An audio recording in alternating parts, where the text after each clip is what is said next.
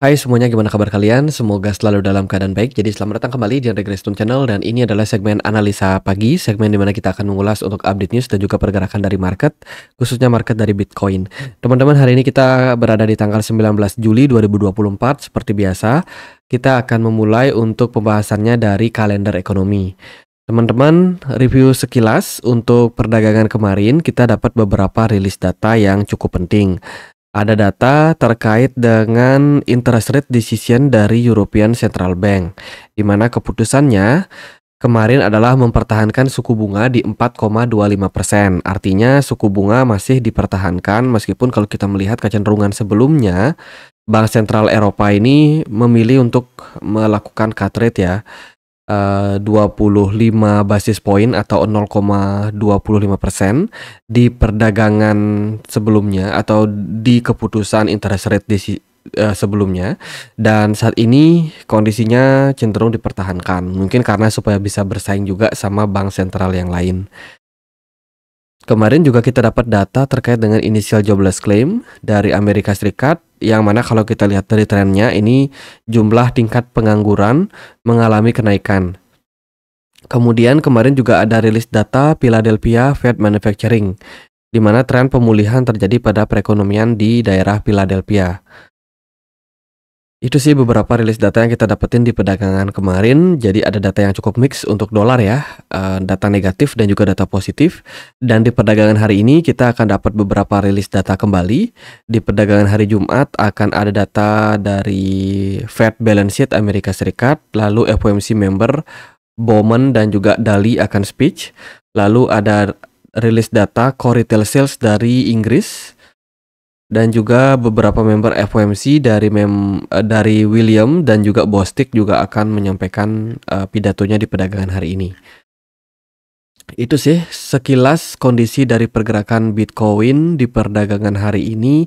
Itu sedikit mendapat tekanan hampir 1%, di mana US dollar di perdagangan kemarin justru malah mengalami peningkatan tipis ya, 0,5%. Lalu ada XAU atau gold, ini udah mulai tanda-tanda sedikit koreksi. Kemudian S&P 500 pun juga menunjukkan indikasi koreksi.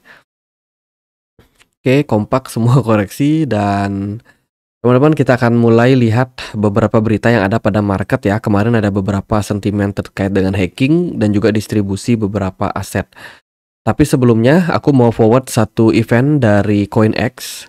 Teman-teman, CoinEx akan bagi-bagi tiket CoinFest yang akan diadakan di tanggal 22 sampai 23 Agustus 2024. Acaranya akan ada di Bali, di mana bagi-bagi tiket ini tentu saja dalam sebuah campaign bernama Mulung Bareng CoinEx. Jadi buat teman-teman yang tertarik untuk ke Bali dan juga mengikuti eventnya, teman-teman bisa dapetin tiket ini melalui event yang diselenggarakan CoinEx. Caranya bagaimana? Teman-teman wajib untuk daftar dulu aplikasi CoinEx kalian ya. Jadi registrasi dengan alamat email dan juga password aja, nggak perlu pakai KTP, nggak perlu KYC, teman-teman.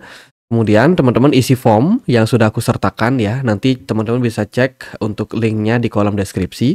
Jadi di sini ada form di mana teman-teman wajib untuk mengisi alamat email kalian, kemudian username ini bebas ya, username-nya, kemudian pilih tim. Nah di sini teman-teman pilih tim seputar investasi ya, timnya kami. Kalau sudah, teman-teman tinggal centang dan juga kirim. Nah, gimana caranya untuk kita bisa berpartisipasi? Teman-teman wajib untuk melakukan trade minimal $10 saja ya, boleh di market spot ataupun di market futures. Tapi kalau saran aku sih di market futures. Kemudian teman-teman bisa trading $10 dengan leverage, misalkan nih dengan pair Bitcoin, teman-teman bisa pakai leverage pool ya di 100 kali. Kemudian teman-teman berpeluang untuk mendapatkan hadiah prize pool sampai $1.500, teman-teman. Nah, untuk tutorialnya aku juga sudah sediakan ya. Jadi teman-teman bisa langsung cek dan juga klik linknya. Teman-teman, di sini ada event yang diadakan jarang-jarang sekali. Jadi kesempatan banget buat teman-teman. Jadi silakan ditonton video ini. Video ini adalah tutorial lengkap bagaimana teman-teman bisa mengikuti dan menyelesaikan event dari CoinEx ini. Nah, kalau tim kita menang, teman-teman, kita akan berpeluang untuk mendapatkan tiket maksimal 3 CoinFest trip ya, yang nantinya aku akan distribusikan kepada teman-teman yang melakukan aktivitas trading dengan volume paling banyak. Itu masih juga ada hadiah sampai 600 USDT yang akan aku bagikan juga bagi teman-teman. Ini kalau tim kita jadi juara 1 ya, tapi kalau dapat juara di bawah itu nanti kita juga akan dapat kok koin fast trip teman-teman, dan tentu saja aku akan distribusikan berdasarkan jumlah tingkat volume transaksi tertinggi di tim kami. Itu. Jadi buruan, event ini nggak lama teman-teman, dari 16 Juli sampai 4 Agustus. Jadi buruan ikutan. More information langsung aja cek di description box. Oke, kita akan lihat beberapa berita yang ada pada market. Teman-teman, di perdagangan kemarin kita melihat beberapa inflow terjadi pada IBIT BlackRock ya, di mana inflow masih tetap masuk. Kemudian ada Fidelity yang juga masih mendapatkan inflow. Sementara beberapa manajer investasi seperti Grayscale kemarin justru mengalami arus keluar, dan posisi sekarang kita lagi dalam posisi yang cukup baik sih sebenarnya untuk proses akumulasi. Setelah lebih dari 7 hari kemarin kita terus dalam posisi akumulasi dari beberapa hedge fund ini, cuman hari ini nampaknya closingnya agak negatif ya. Jadi agak sedikit inflow saja yang masuk. Kemudian ada berita dari Decrypt. Teman-teman, ini adalah tentang Grayscale Ethereum Mini ETF. Aku juga baru dengar ada produk yang diluncurkan Grayscale yang namanya Mini ETF Ethereum, dan ternyata sudah mendapatkan lampu hijau dari SEC. Ya, kemudian ada juga beberapa perusahaan lain kayak ProShares Ethereum ETF. Ini juga kabarnya di perdagangan di hari Rabu kemarin sudah mendapatkan approval. Oke, cukup menarik sih beritanya kalau kita lihat ya, karena belakangan kita lagi menunggu terkait dengan approval dari beberapa manajer investasi oleh SEC ya, terkait dengan formulir S1 mereka, sehingga bisa confirm kapan produk ETF Ethereum bisa diperdagangkan. Nah, kalau kita lihat dari beritanya, Komisi Sekuritas dan Bursa telah menyetujui dana perdagangan di bursa ETF Ethereum Mini dimiliki oleh aset Grayscale. Lampu hijau datang pada hari Rabu bersamaan dengan persetujuan Ethereum ETF dari manajer aset ProShare. SEC secara tidak terduga mengatakan pada bulan Mei untuk proposal dari Grayscale dan juga daftar panjang manajer investasi lainnya untuk meluncurkan produk ETF spot Ethereum.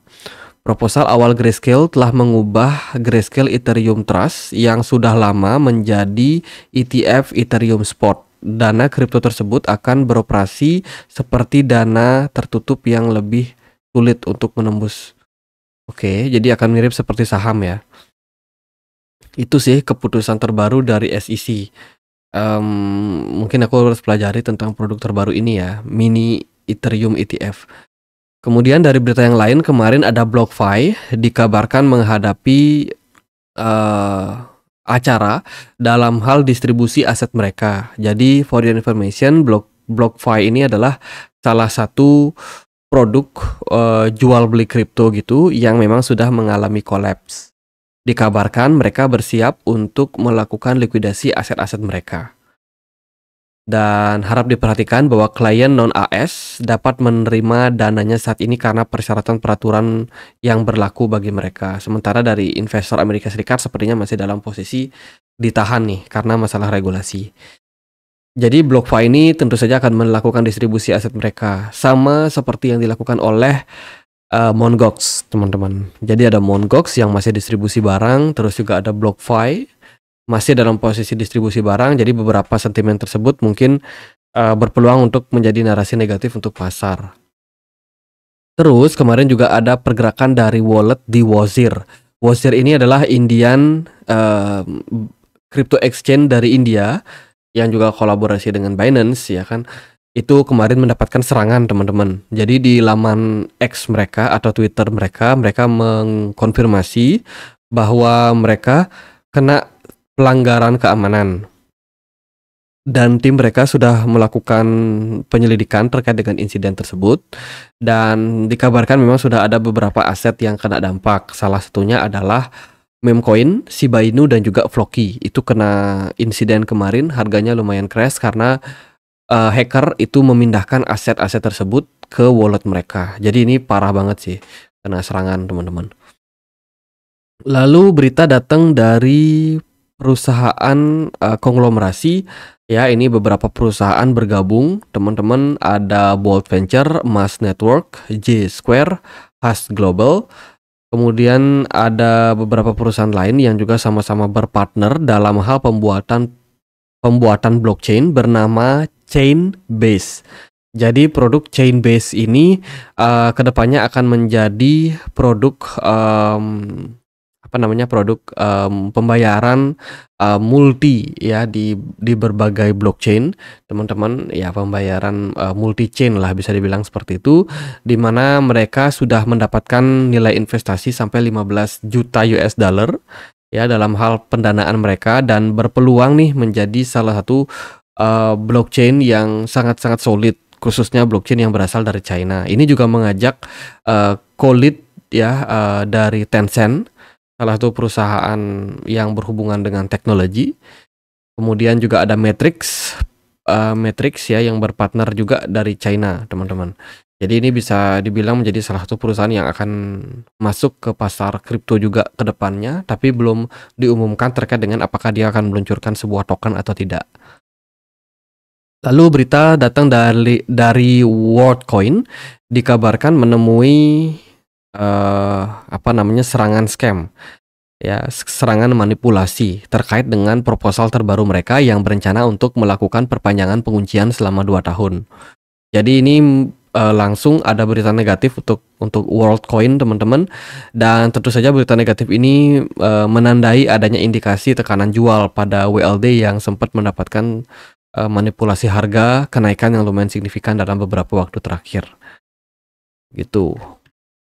Lalu berita datang dari, Galts ya. Galts ini, dikabarkan akan merubah simbol tokennya dari GAL menjadi G. Singkat banget ya, G. Jadi apakah akan memberikan impact terhadap market? Saya sendiri nggak terlalu yakin, tapi ya kita lihat aja lah gimana perubahan dari nama GAL menjadi G. Apakah itu akan berdampak pada tokennya atau secara pergerakan harga? Oke, kita akan lihat sekilas bagaimana pergerakan dari Bitcoin.